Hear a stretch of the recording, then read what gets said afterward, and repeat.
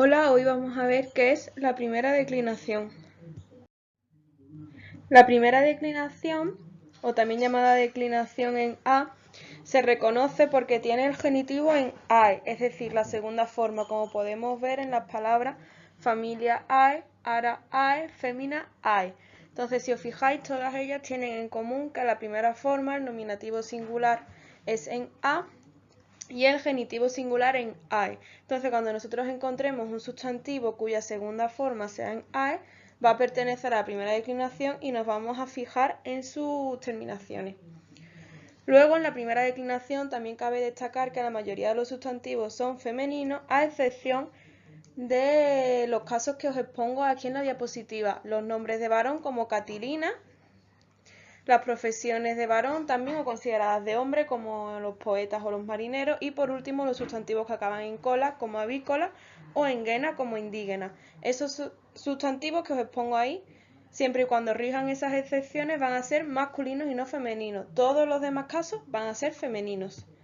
En esta diapositiva podemos ver las dos tablas estas donde aparecen las declinaciones. En la de la izquierda aparecen los casos con su correspondiente terminación y en el caso de la derecha aparece un sustantivo declinado en la primera declinación y con la terminación en sí resaltada en negro. Entonces, ¿qué haríamos si nos encontramos estas palabras en una oración que tengamos que analizar? Si nos encontramos, por ejemplo, la palabra Aram, lo primero que tenemos que hacer es ver de qué declinación viene. En este caso de la primera, ya que el genitivo es AE y el nominativo A. Entonces, al tener genitivo en AE, pertenece a la primera declinación y tendríamos que mirar en esta tabla que tenemos aquí qué hay que termine en AM. En este caso, solamente tendríamos el acusativo singular. ¿Cómo sabemos si es masculino o femenino? Tenemos que pararnos a pensar si es una profesión de varón, el nombre de un hombre o termina en cola y guena. Como no es el caso, pues sería un sustantivo femenino, ya que significa altar. Familiarum pertenece también a la primera declinación, ya que el genitivo termina en AE, entonces nos moveríamos en la primera declinación. ¿Y qué hay en la primera declinación que termina en arum? El genitivo plural. Y como significa familia y no es una profesión de varón, un nombre de varón o termina en cola o guena, pues sería femenino.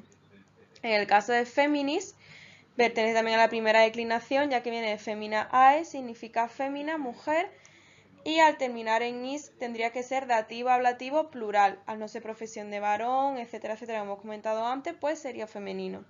En cambio, en los dos casos que tenemos a continuación, que significan poeta y avícola, vamos a ver cómo ya no son femeninos, sino masculinos. En el caso de poeta, al tener genitivo en ae, pertenece a la primera declinación y tendríamos que ver qué hay en ella que termine en ai. En este caso, el genitivo y dativo singular masculino, porque es una profesión de varón, a diferencia de los sustantivos anteriores que eran femeninos. Y también podría ser nominativo y vocativo plural masculino. El vocativo lo vamos a ver muy poco, por lo que de momento no nos vamos a preocupar por él. Ya será en la traducción donde tengamos que decidirnos sobre qué caso y número tiene. Avícolas, por último, al terminar en cola va a ser un sustantivo masculino, a diferencia también de los anteriores. Y al terminar en a el genitivo pertenece a la primera. ¿Qué hay en la primera que termina en as? El acusativo plural y como termina en cola, masculino.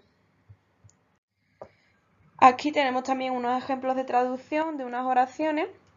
La primera de ellas sería Femina aram rosis adornat. Por norma general, lo primero que vamos a encontrar en una oración en latín es el nominativo, aunque veremos que habrá algunas oraciones en las que no haya nominativo y será como en español, pues que no tenemos sujeto y que el sujeto pues estará omitido.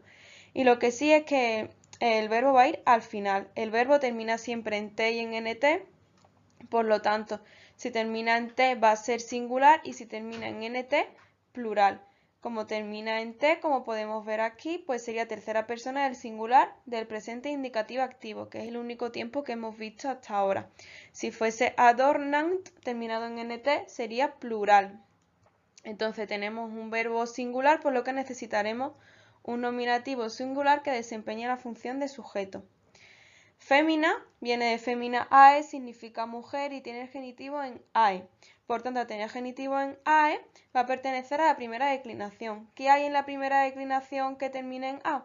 El nominativo y el ablativo singular. Además, es femenino ya que no es ninguna de las excepciones que vimos en la diapositiva segunda. Entonces, si es nominativo será sujeto y si es ablativo complemento circunstancial. El sujeto y el verbo, al igual que en español, tienen que tener el mismo número. ¿Vale? Nosotros podríamos decir la mujer adorna y tendría sentido. Además, sabemos que lo que encontramos en primera posición por norma general es el sujeto, por tanto nos quedaremos con su valor de nominativo sujeto y descartaremos el de ablativo circunstancial. Después nos encontramos con la palabra aram, que significa altar, tiene genitivo en ae, proviene de ara-ae, entonces como tiene genitivo en ae, pertenece a la primera. ¿Qué hay en la primera que termina en a? El acusativo singular y femenino. Por tanto, al ser acusativo desempeña la función de complemento directo. A continuación tenemos rosae, tiene genitivo en ae, por tanto va por la primera y termina en is, por tanto es dativo o ablativo. En el caso de que fuese dativo sería indirecto y en el caso de que fuese ablativo circunstancial.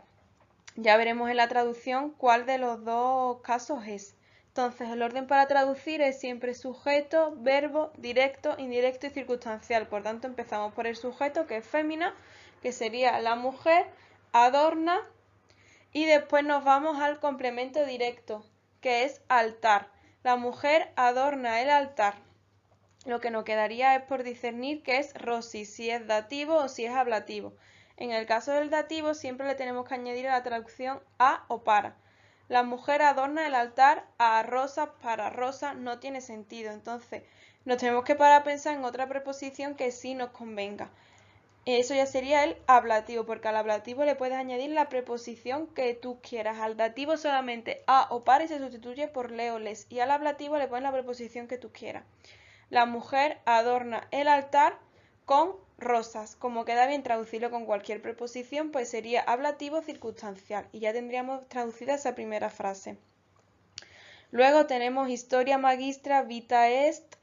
Aquí lo que tenemos que ver es que tenemos el verbo est, que es el verbo sum, que es nuestro ser, estar, parecer. Por tanto, al tener un verbo copulativo tenemos que plantearnos que haya un nominativo sujeto y un nominativo atributo.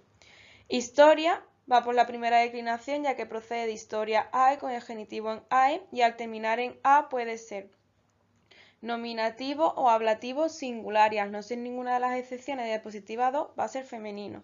Magistra nos encontramos con lo mismo, pertenece a la primera y termina en a, por tanto también podrá ser nominativo o ablativo singular femenino y desempeñar la función de sujeto, atributo circunstancial. Como nosotros ya sabemos, el verbo sum suele tener un nominativo sujeto y un nominativo atributo, por tanto aquí sí los tendríamos historia y magistra. Lo más normal es que el primero sea el sujeto y el segundo el atributo. Por tanto, tanto historia como magistra serían nominativos, singulares y femeninos, solamente que magistra sería sujeto, historia sería sujeto y magistra atributo. La historia es la maestra y ya nos quedaría vitae, que vitae va por la primera, termina en ae, y podría ser genitivo o dativo singular y nominativo plural. Nominativo plural no podría ser, ya que no podemos tener un sujeto plural con un verbo singular como es est, por lo que solo nos quedaría que fuese o genitivo o dativo. Al genitivo se le añade siempre la preposición de y al dativo a o para, entonces tenemos que probar cuál es la que nos queda bien. La historia es la maestra de la vida. En principio nos queda bien, pero vamos a probar también con las del dativo para asegurarnos. La historia es la maestra a la vida, para la vida no tiene mucho sentido y además no se puede sustituir por le. La historia le es la maestra, no tiene sentido. Por tanto, nos quedamos con su valor de genitivo complemento del nombre y quedaría la historia es la maestra de la vida.